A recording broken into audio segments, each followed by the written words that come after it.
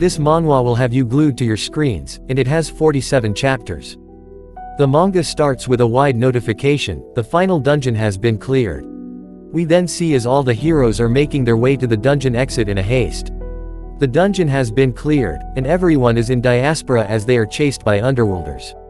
They are almost caught, but then our protagonist Seo heroically stops, and stands back to fend off and buy time for the others to escape.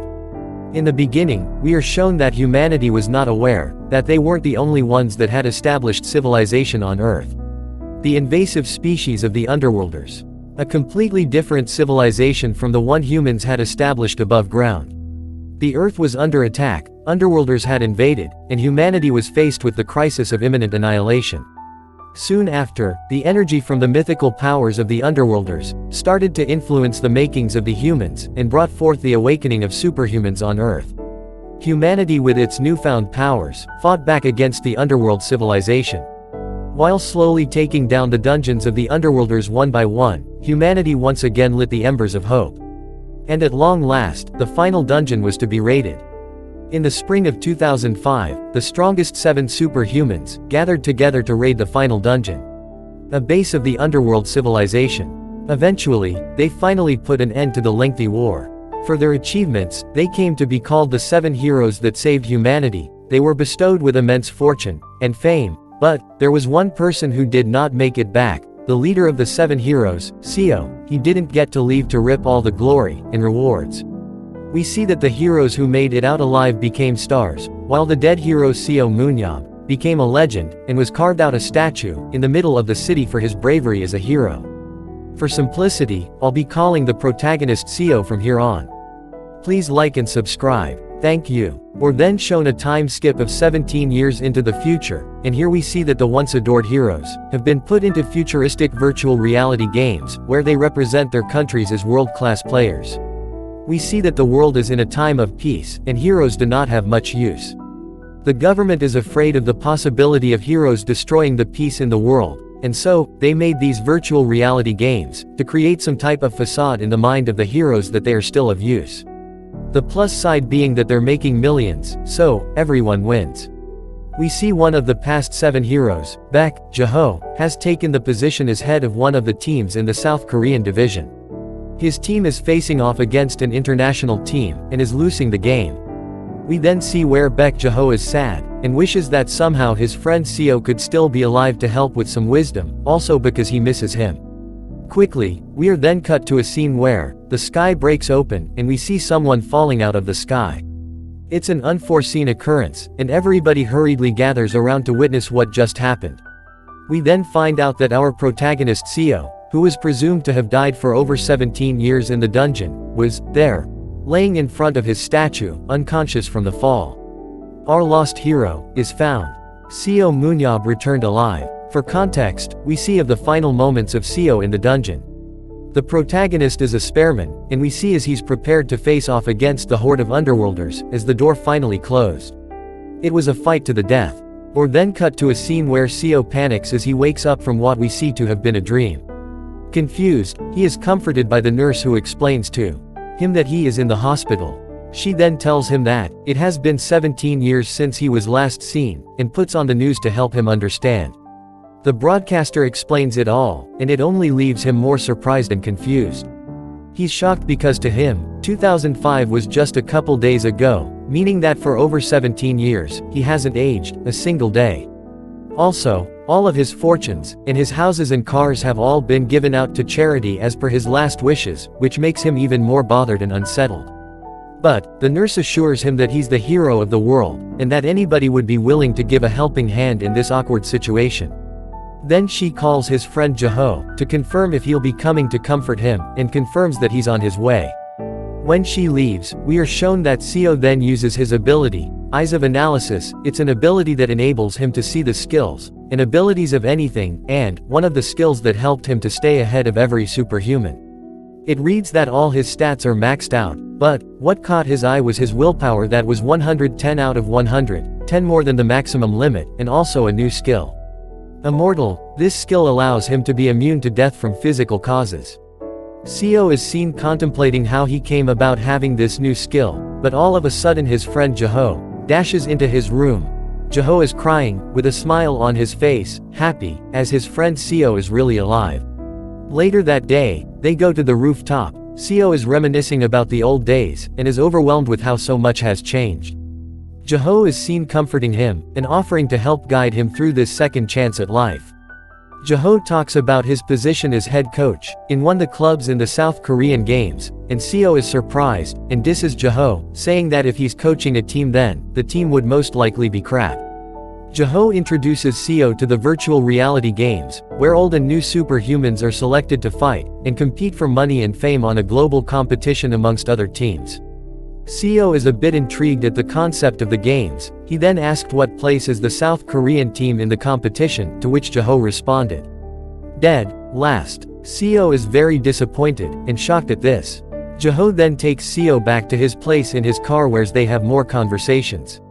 So, we see as Jeho tries to talk Seo into joining in the Battlefield game. But, surprising, to even me, Seo turns down the offer immediately. This, I think, is where the whole plot and angle of this manhwa completely comes into play. Please leave a like and subscribe. We see as Seo is very nonchalant and dismissive about the idea of going into the Battlefield games, saying he doesn't want to leave as a superhuman anymore, and that his life as a superhuman ended heroically in the final dungeon, and for now he wants to live for himself.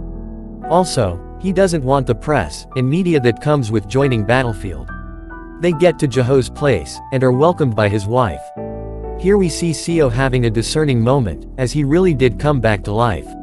The pacing of this manhwa is really good, because they try to help the reader understand the protagonist's emotions and thoughts. The next day, we see as Seo is chilling on the couch, and wants nothing to do with the outside world but to pick up from where he left off on all the telenovelas that he had missed out on. Jeho subtly complains about this, telling him to at least respond to all the reporters waiting outside of his building. Annoyed, he shabbily agrees to it, and says to fix a meeting with them for tomorrow, so he can tell them to fuck off. The next day, they all gathered at the hall where they interviewed Seo. Seo goes straight to the point, and says that all he did was to save the people, and help as he could, but was of no obligation to do any more. He responded to their questions as he saw fit, even insulting on one of the reporter's hairline, which was hilarious.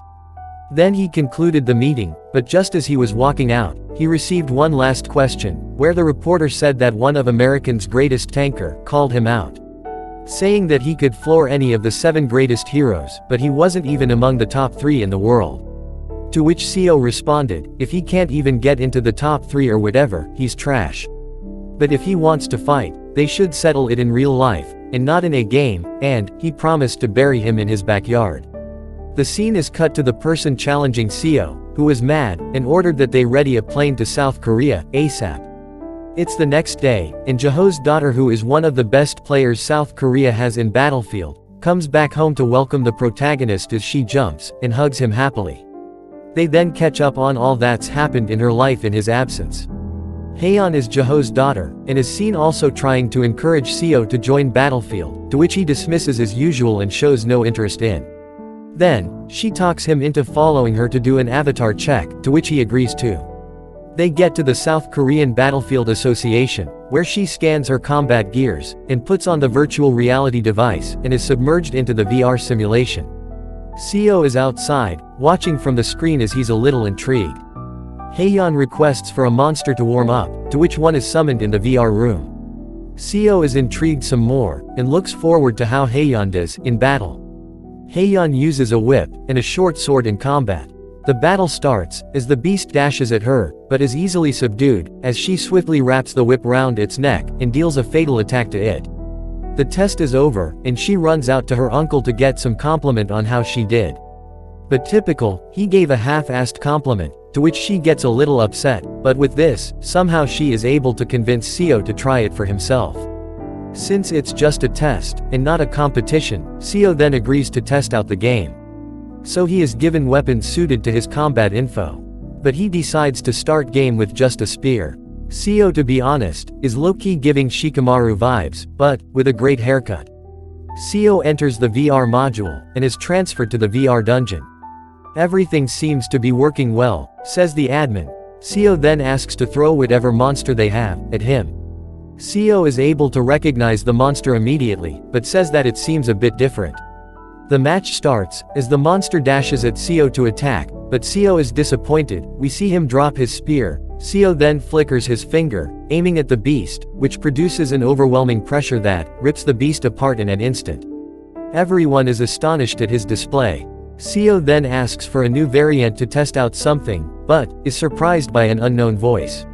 It seems the system has been hacked somehow. Someone is trying to connect with an external module. We then see, as the brute guy that called out our protagonist, breaks into the simulation, and shows heavy signs of animosity towards Seo. He says, he will debunk the hype, from the reputation of the 7 heroes, as he then dashes towards Seo with a shield and long axe.